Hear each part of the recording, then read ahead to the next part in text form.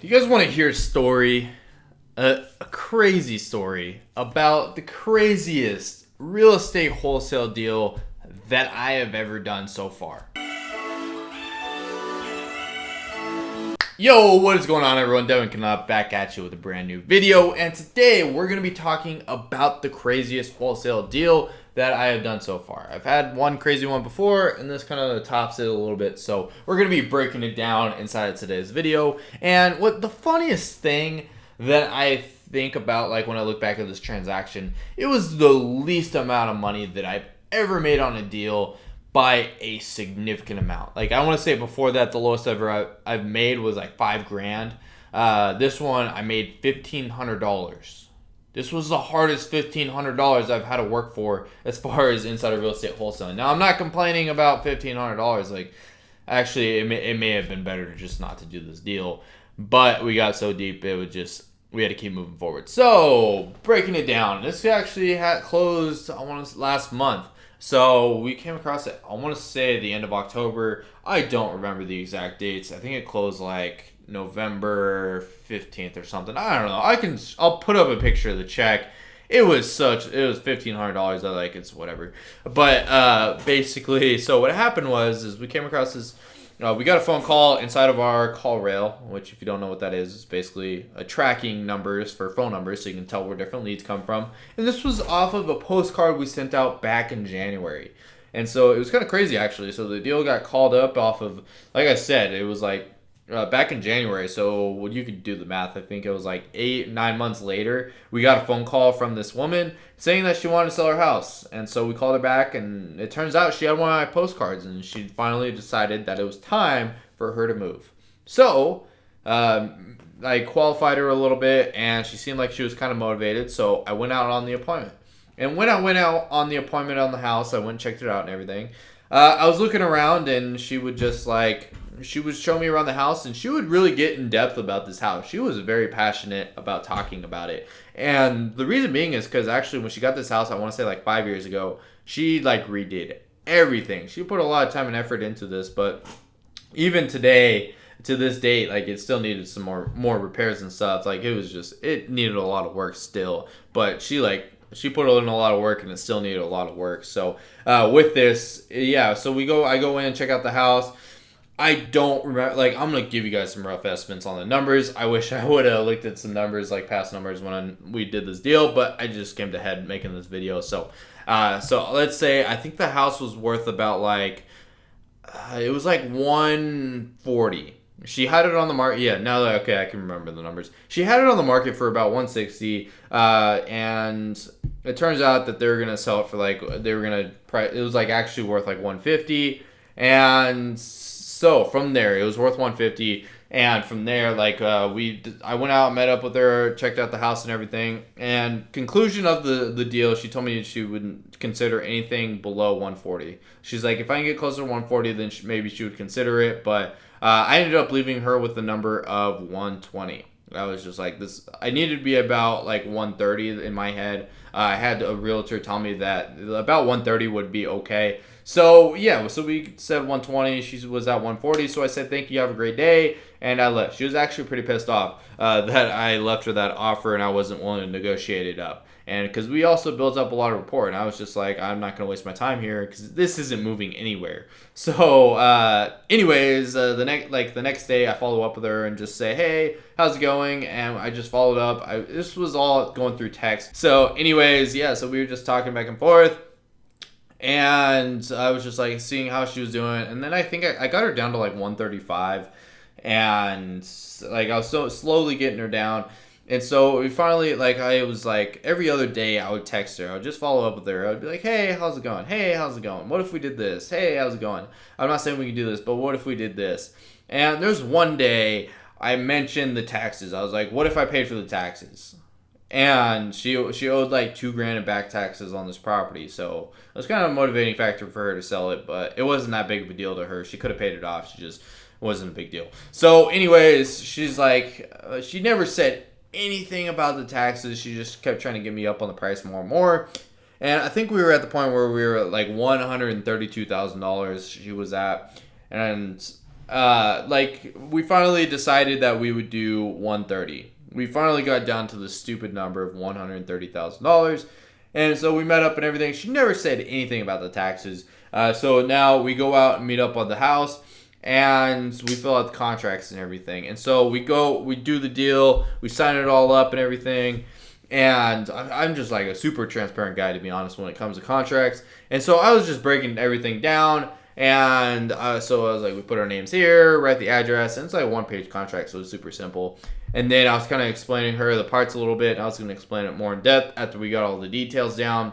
And so it comes to like the additional comments, and I was like, I could have sworn we confirmed with each other that the taxes were going to be included in the purchase price. So basically, she was going to pay for the taxes out of whatever we paid her, which was $130. And so with this, that's what I wrote down there on the contract. I said that the taxes would be included in the purchase price. So what we're paying would be minus the taxes and everything. So with this, she was like, okay, good. I signed the bottom. I flipped it over to her, about to read it all over. She just signed it.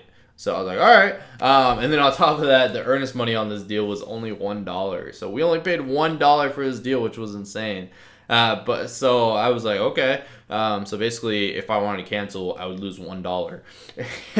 So with this, so now we got this deal in a contract and everything, and I started marketing it. And we had 7 days to close on this deal. She wanted to be done quickly. She wanted to be done as soon as possible with this house.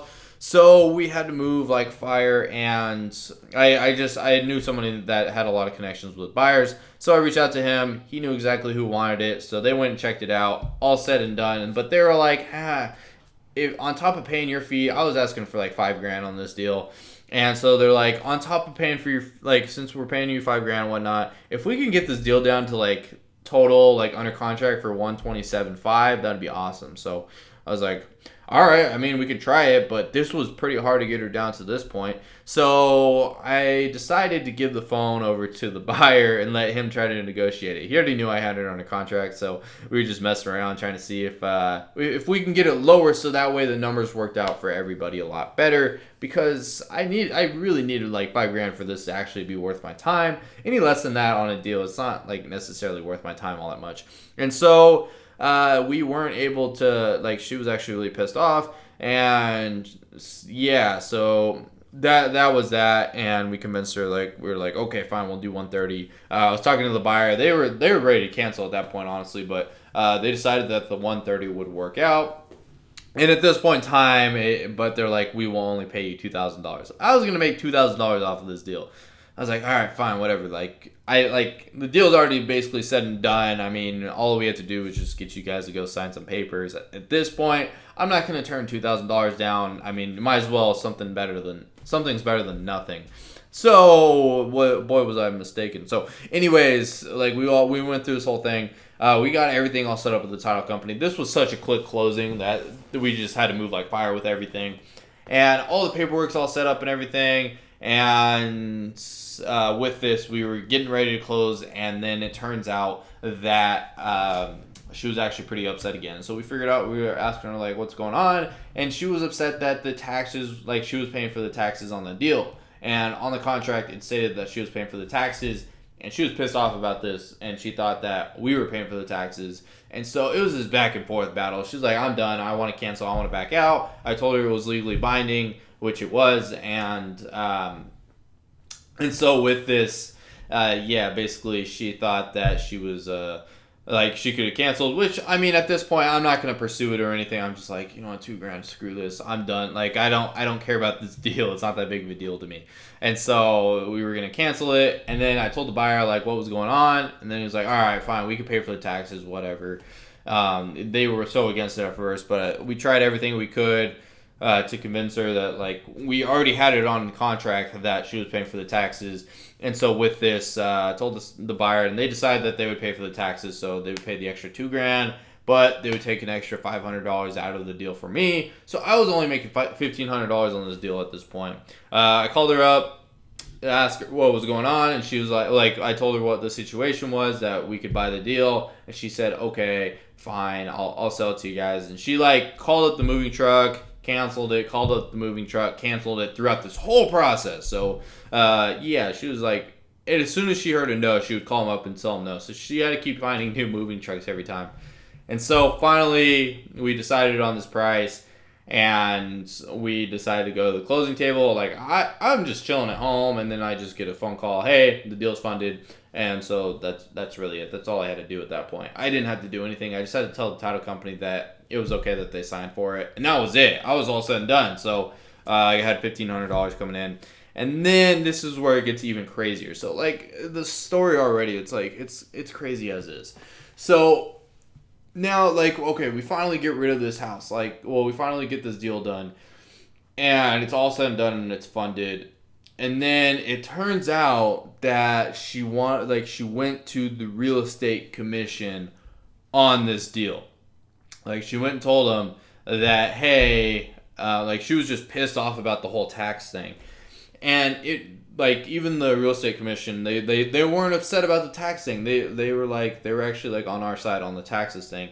But she came across my YouTube channel as well, and she told them about it. And so basically she was looking into my YouTube channel and coming across all those videos, and she told me I was a sketchy guy and all of this stuff all of a sudden. Like, we were all good, but then all of a sudden, like, all this stuff just started going south on her end, and she was like, you're a sketchy guy and all this. And she still ended up selling the house to us. Like, she found it before the deal closed. I forgot to mention that, but she found my YouTube channel and then was like, she was laughing hysterically at me. It was kind of ridiculous. I was about to hang up, but I was like, I couldn't tell if she was pissed off or if she was like, actually, like, she was excited about it. And she told me she was excited about it. She thought it was cool. And then she called me a sketchy guy. It was very bipolar. Like, it was just back and forth with all of this. And then from there, yeah, so she, like, we closed the deal and everything. And then she went and told the commission. And then the commission was whatever about the taxing. But because they came across my YouTube channel, they were worried that I was doing my transactions wrong and I was doing things illegally. So with this, they were about to do an investigation. I just had other people that I do business with, like, referring me, like, hey, just beware, like, the real estate commission called me and whatnot, and they're probably going to call you, just beware, just be careful in case of this scenario. And I was, like, looking back at all my stuff, I was, like, a little, like, stressed at first, but then I realized, I was like, I haven't done anything wrong. I never have with my business. And then I even, like, made sure, like, I double checked that day, like, make sure I was doing everything. Like, I called around and yeah, I was doing everything right. So I wasn't in the wrong. It was just like, this deal just went to the extreme. And it turns out this real estate, like, the real estate commission guy, he's had to call up other real estate wholesalers in my state. And just basically, he would just give them advice on how to do things correctly. So I wasn't afraid of this guy. And I even talked to a couple other local wholesalers, and they said, yeah, I've had to work with the real estate commission before, and they were just kind of investigating me a little bit, but it turns out everything was okay. They were just a little worried about my marketing or if I was doing things right. They gave me some advice, and it was all said and done. So I was just waiting for this phone call, and I waited, and I waited, and then it was the weekend, and I waited for this phone call, and I waited, and I waited, and they ended up never calling me. And to this day, actually, I still haven't heard anything about it. And this closed like almost a month ago. So, like, all of a sudden, like, I don't know. This turned out to be like the craziest deal that I've ever done. Like, it was just all over $1,500. Like, I would rather give that money back, to be honest, to reverse, like, all this problem if I could have just saved all the time, energy, and just pain in the butt that this deal was. And so she was just, like, super nosy about everything. And she was calling me, like, I don't know. It's just, some people are, this is kind of why I don't talk about my deals on my YouTube channel anymore. Now I basically, like, I had to rename my business, and now I have to, basically, it's going to be a lot harder for me to do deals now.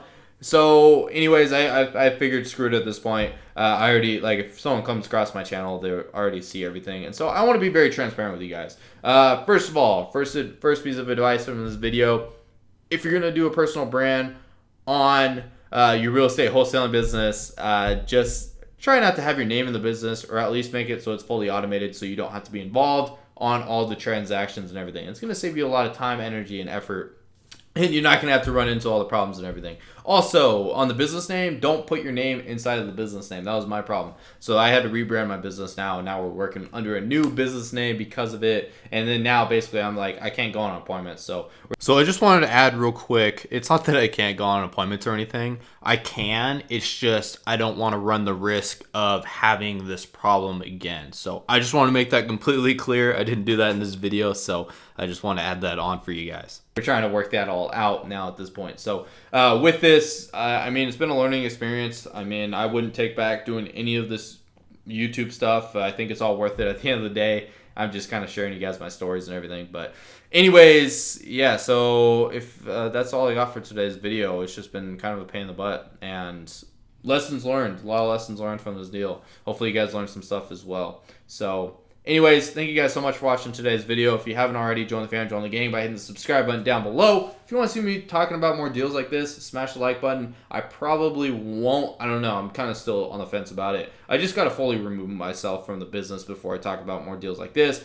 But anyways, like always, I'm uploading every day. So I will see you all tomorrow. Peace.